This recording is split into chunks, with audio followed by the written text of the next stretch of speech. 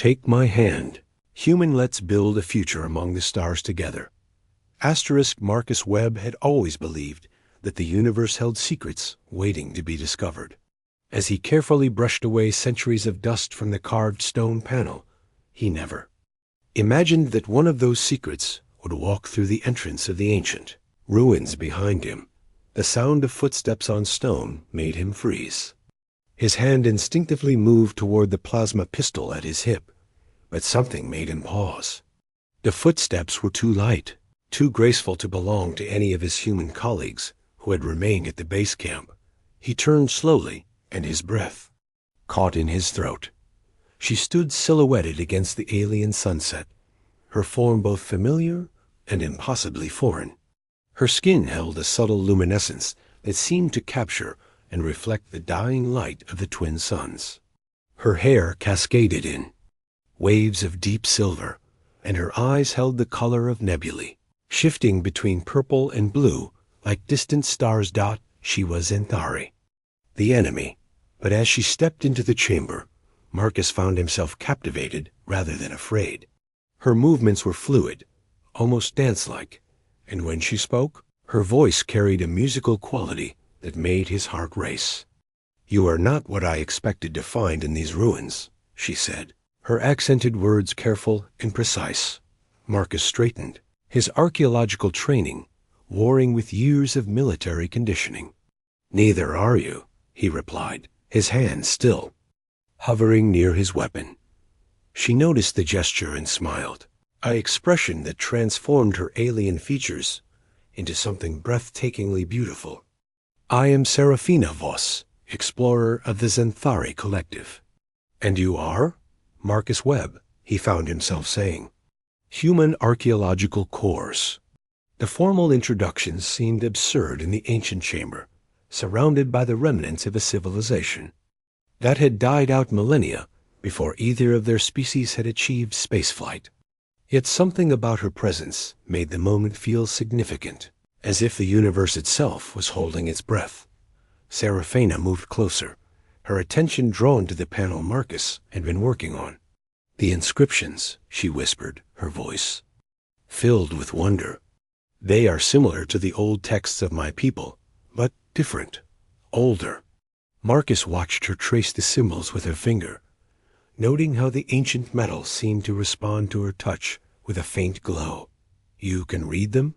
"Some of them," she admitted, glancing up at him with those mesmerizing eyes. "This symbol here speaks of unity. This one means journey. And this—" She paused, her finger hovering over a complex glyph. "This means hope." For a moment, they stood close enough that Marcus could feel the warmth radiating from her skin. The logical part of his mind screamed warnings about fraternizing with the enemy, but something deeper told him that this encounter was destined to happen. "Why are you here?"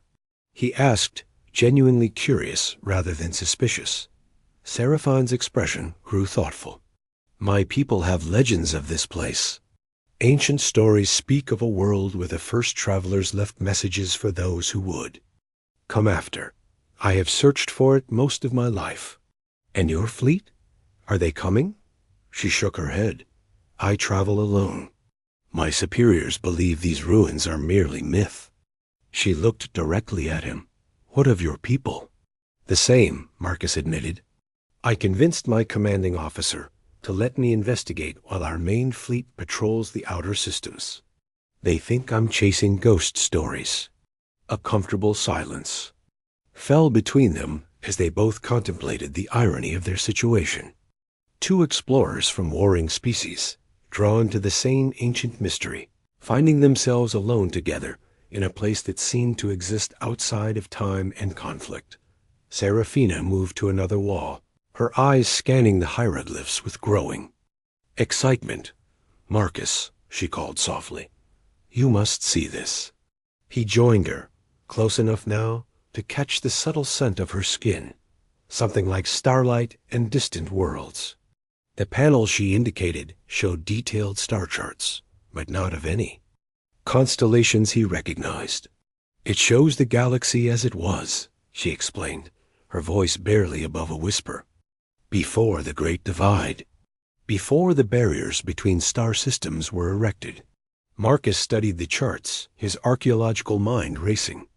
This suggests that space travel was more common in the past, that the galaxy was more connected. More than that, Serafina said, her hand briefly touching his arm. The contact sent an unexpected jolt through him. It suggests that our species may have met before, long before the current war began. As the twin suns set completely, the chamber's ancient lighting system activated, bathing them both in a soft, ethereal glow.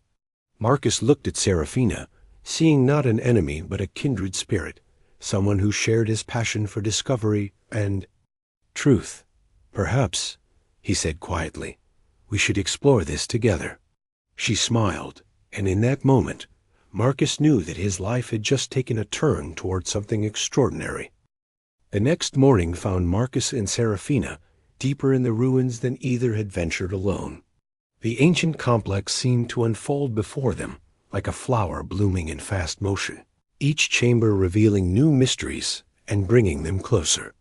Together, your people have a saying, Serafina said, as they carefully descended a spiral staircase, carved from what appeared to be crystallized starlight. About curiosity and cats? Marcus chuckled, surprised by her knowledge of human expressions. Curiosity killed the cat, but we also say satisfaction brought it back. I like that, she replied, her luminescent skin casting dancing shadows on the walls. My people have a similar concept. We say that those who seek truth must be willing to be changed by what they find.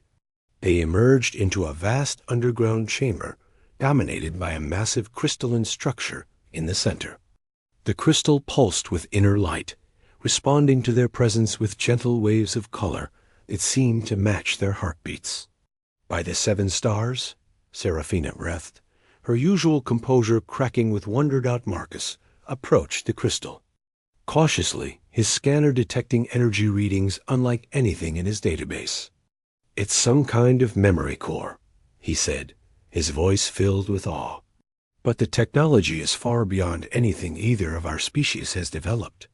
Serafina moved to stand beside him, close enough that their shoulders touched. Perhaps it requires both of us to activate it. The idea felt right, though Marcus couldn't explain why. They reached out simultaneously, their hands touching the crystal's surface together. The moment their fingers made contact, the chamber exploded with light and sound. Visions flooded their minds, shared experiences of the crystal's memories. They saw the galaxy as it once was, a vast network of connected worlds where different species lived and worked together in harmony. They witnessed the rise of the ancient civilization that had built these ruins, a people who had served as mediators and peacekeepers among the stars.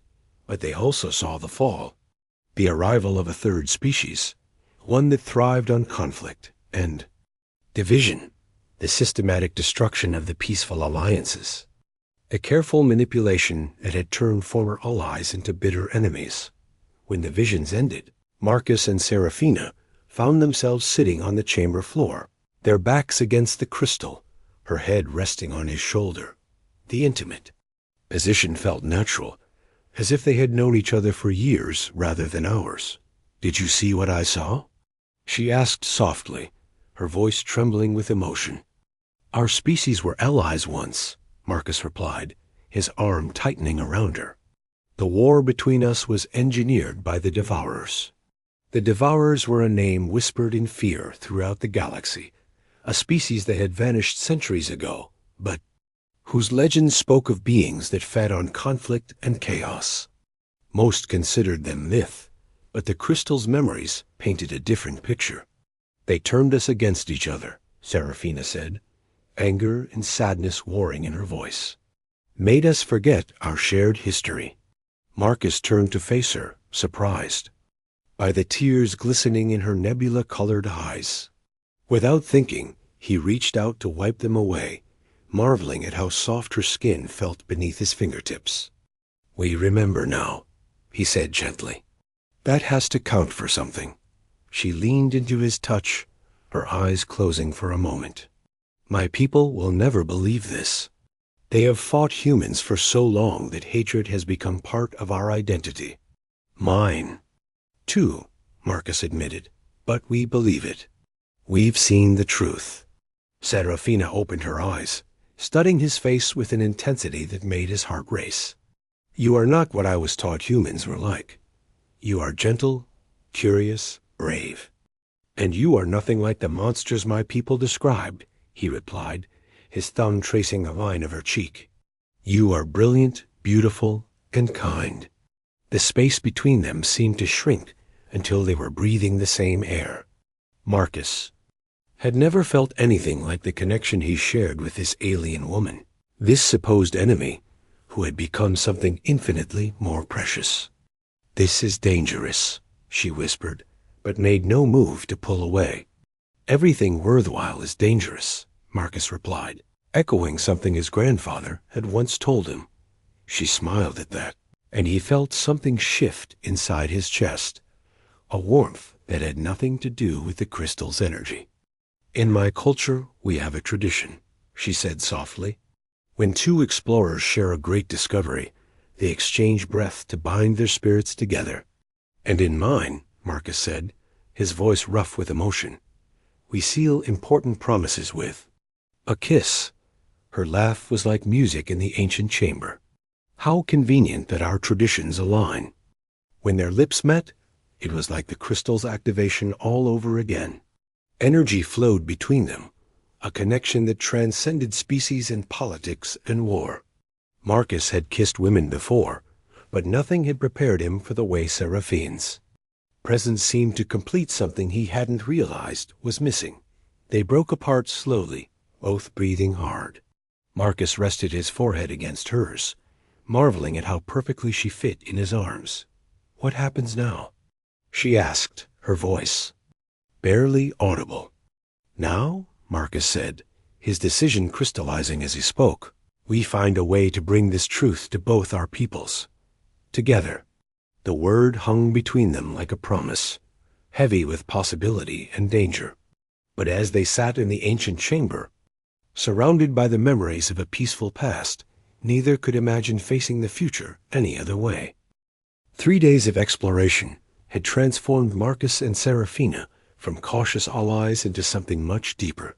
They moved through the ruins with the synchronization of longtime partners, anticipating each other's thoughts and actions as they uncovered layer after layer of ancient secrets. The central chamber they had discovered contained more than just the memory crystal. Hidden passages led to vast archives, laboratories, and what appeared to be a sophisticated communication center. Each room painted a clearer picture of the galaxy's hidden history. The Devourers weren't just conquerors, Serafina said, her voice echoing in the archive chamber as she studied holographic displays that responded to her touch. They were farmers. They cultivated conflict like humans grow crops. Marcus looked up from a collection of data crystals he had been cataloging. They would infiltrate peaceful civilizations, plant seeds of mistrust, then harvest the resulting chaos. And when species destroyed each other, the Devourers would move in to claim the ruins. Serafina continued, her expression darkening. They fed on the negative emotions generated by warfare. The revelation was as horrifying as it was enlightening. Marcus set down his scanner and moved to stand behind Serafina, his hands resting gently on her shoulders. Over the past days, such casual intimacy had become natural between them, a comfort in the face of disturbing truths. According to these records, he said, reading over her shoulder, the Devourers disappeared about 300 years ago, right around the time the war between our species began. Serafina leaned back against his chest, drawing strength from his presence. They left us as their final harvest. 2 species locked in eternal conflict, generating exactly the kind of energy they craved. But they're gone now, Marcus said, his arms encircling her waist, which means we can break the cycle. She turned in his arms, her luminescent skin glowing brighter with emotion. Can we? The hatred runs deep, Marcus. Both our peoples have lost so much. Then we give them something to gain, he replied, his hand cupping her face. We show them what unity looks like. Her eyes searched his face, finding the determination there.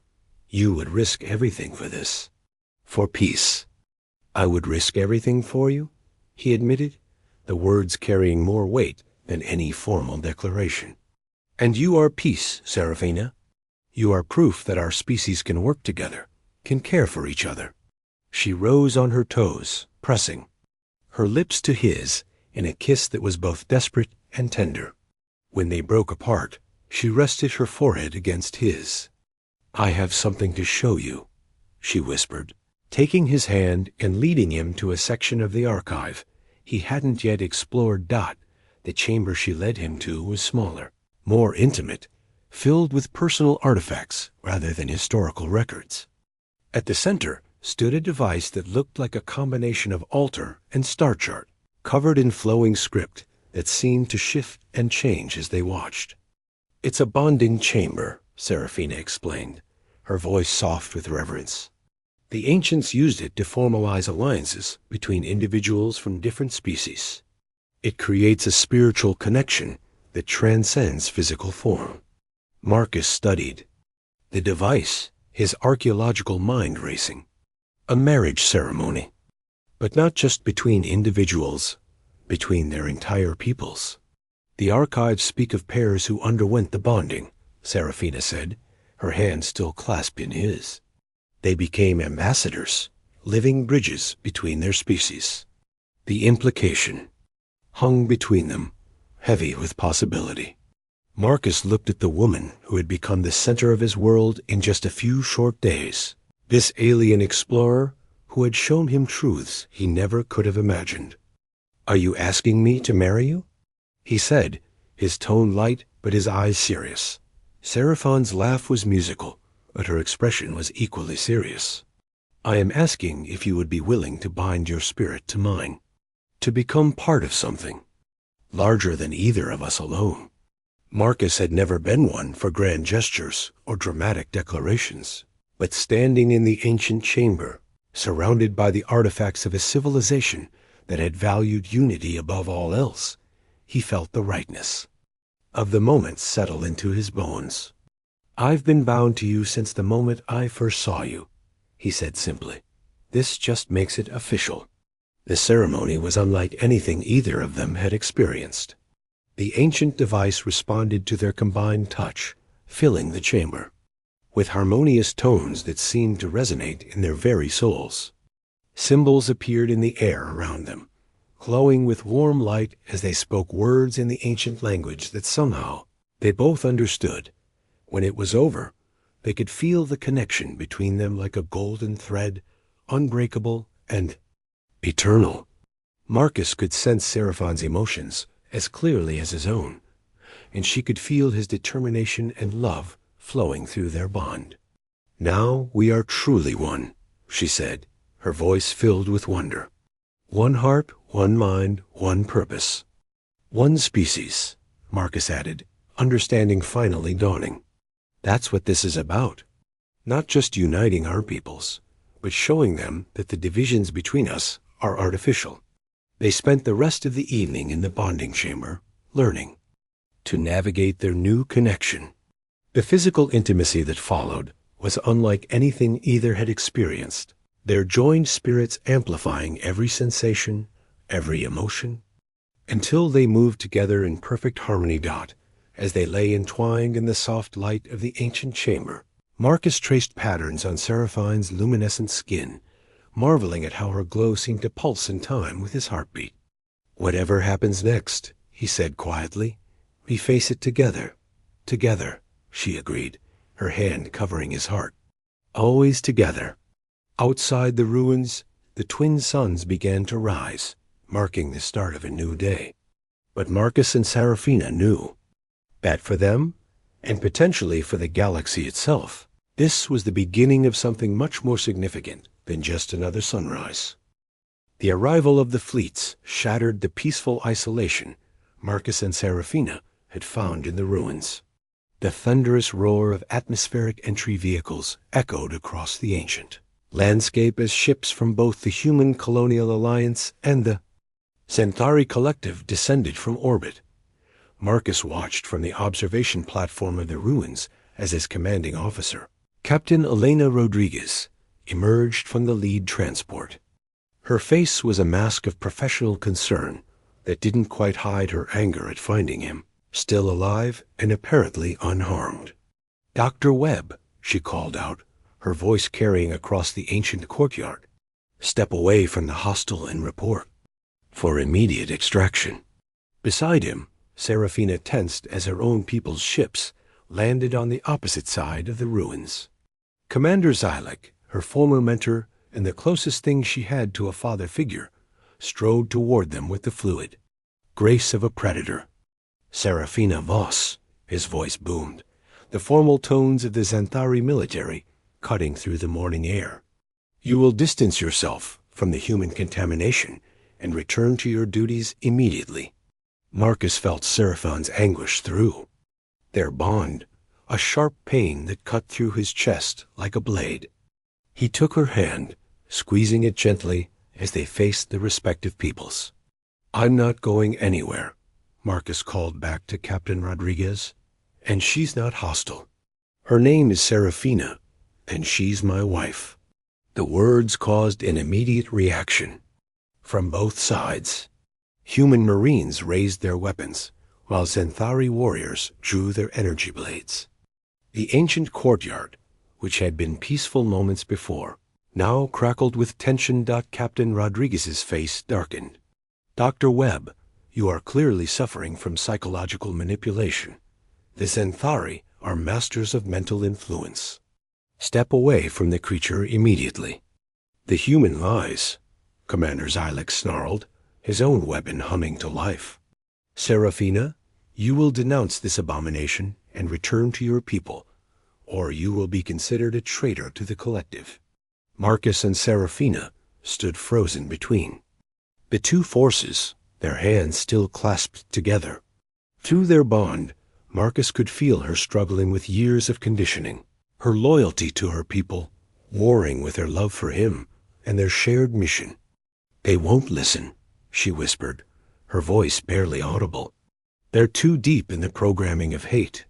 "Then we make them listen," Marcus replied, his voice steady despite the plasma rifles trained on them. "We show them the truth."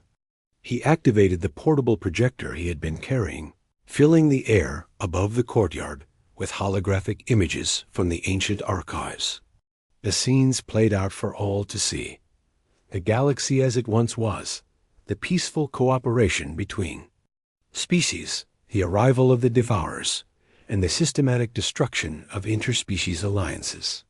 "This is what we've discovered," Marcus announced, his voice carrying across the suddenly silent courtyard. "The war between our species was engineered by a third party. We were allies once, friends, partners in exploring the galaxy." The projections showed the manipulation campaigns, the false flag operations, the careful cultivation of hatred that had turned former allies into bitter enemies. But even faced with undeniable evidence, the military leaders of both sides remained unmoved. "Xanthari deception," Captain Rodriguez spat, "clearly fabricated to lower our defenses."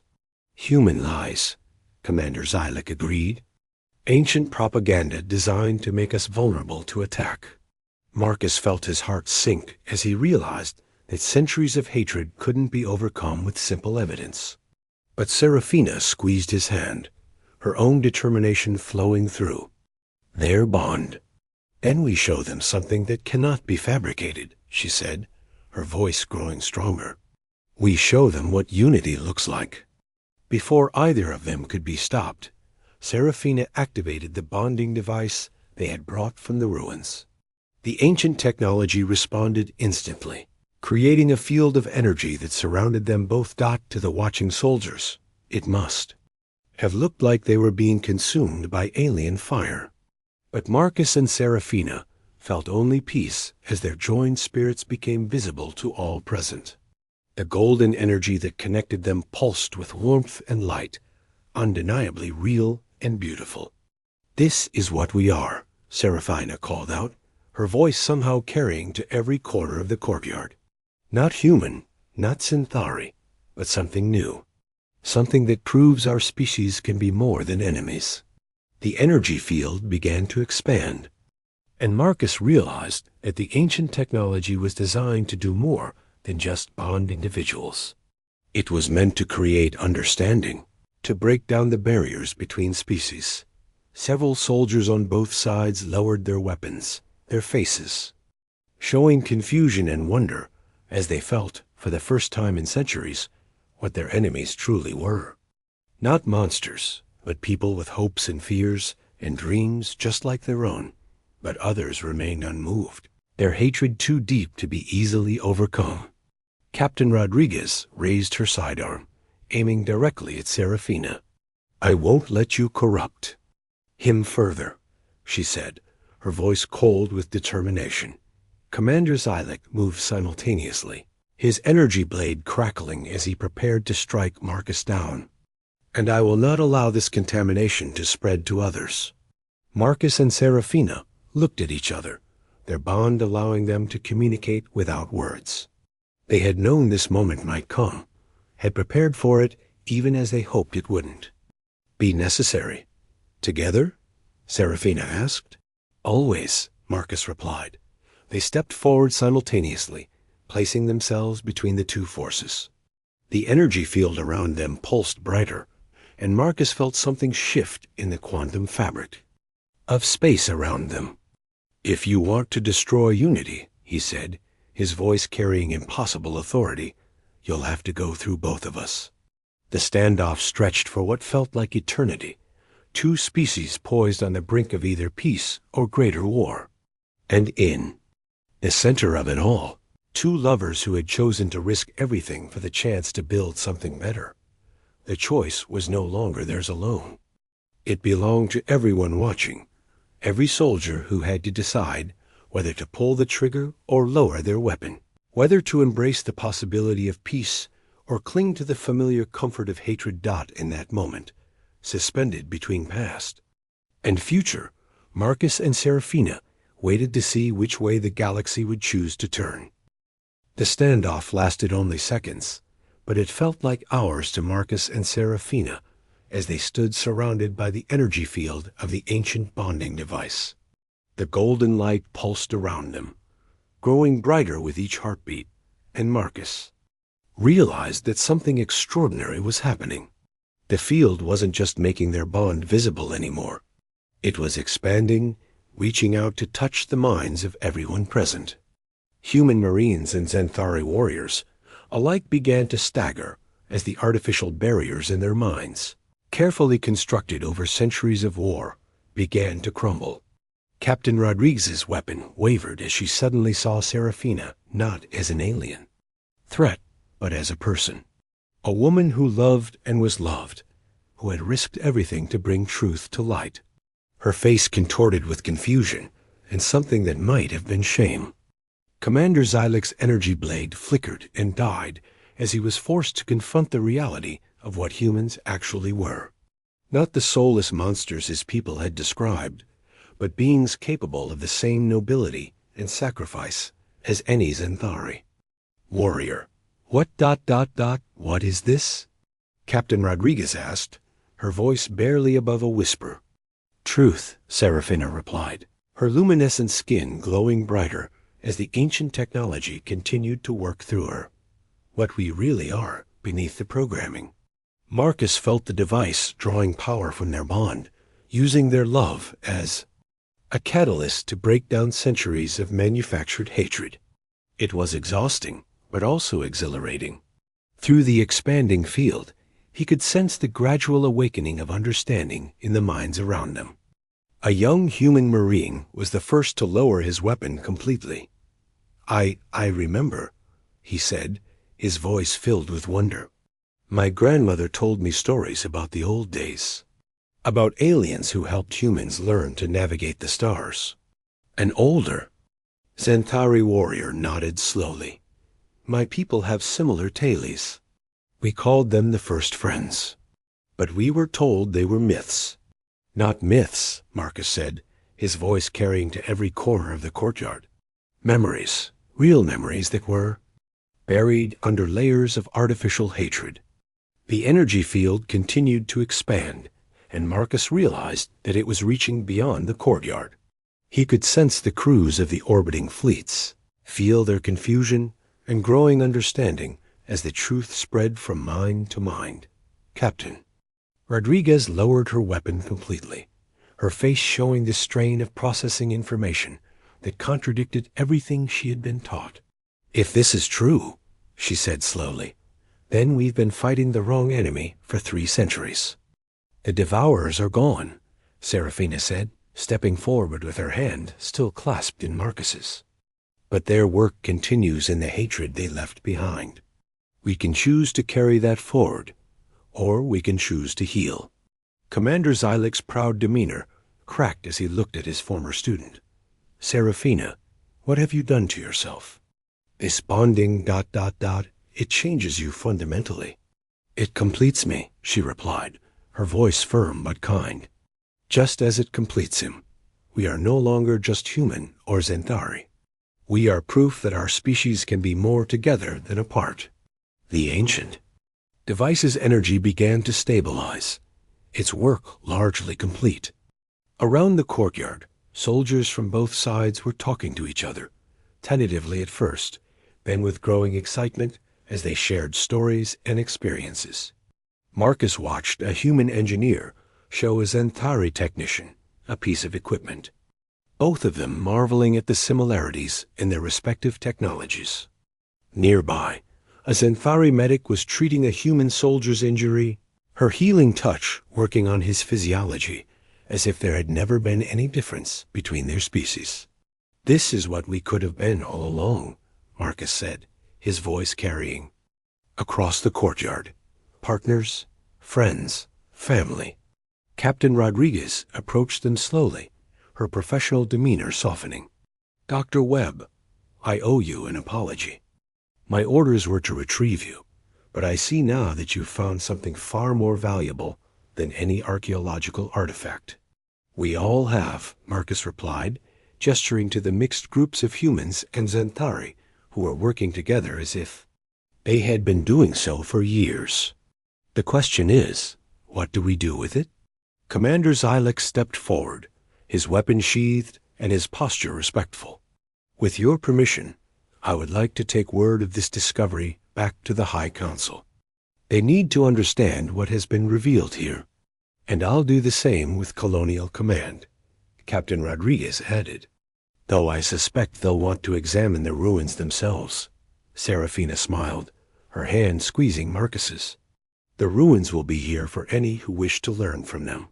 But the real discovery isn't in the stones or the crystals. It's in the connections we make with each other. Over the following days, as news of the discovery spread through both fleets, Marcus and Serafina found themselves at the center of a transformation that exceeded their wildest dreams. Scientists from both species worked together to study the ancient technology. Military officers who had been enemies hours before collaborated on joint security protocols. Engineers shared knowledge and techniques that advanced both peoples' understanding of the universe. The change wasn't universal or immediate. There were still those on both sides who clung to old hatreds, who refused to accept that their enemies might be capable of redemption. But they were outnumbered by those who embraced the possibility of something better. Standing on the observation deck of the joint research station that had been established in orbit around the planet, Marcus wrapped his arms around Serafina as they watched the mixed crews working together below. Think it will last? He asked, his voice soft with contentment. It will last because we'll make it last, she replied, leaning back against his chest. Every choice we make, every day we choose love over fear, unity over division. And if there are setbacks? Serafina turned in his arms, her nebula-colored eyes bright with determination. Then we'll face them together. That's what partnerships Our four, Marcus smiled, thinking of the future they were building. Not just for themselves, but for two species that had been given a second chance at friendship. It wouldn't be easy, but the best things in life never were. Together, he agreed, sealing the promise with a kiss. Around them, the stars continued their eternal dance, but now they danced over a galaxy where unity was not just possible, but inevitable. And at the heart of it all, two lovers who had chosen to build bridges instead of walls, proving that sometimes the greatest discoveries aren't found in ancient ruins, but in the connections we make with each other. The war was over. The real adventure was just beginning.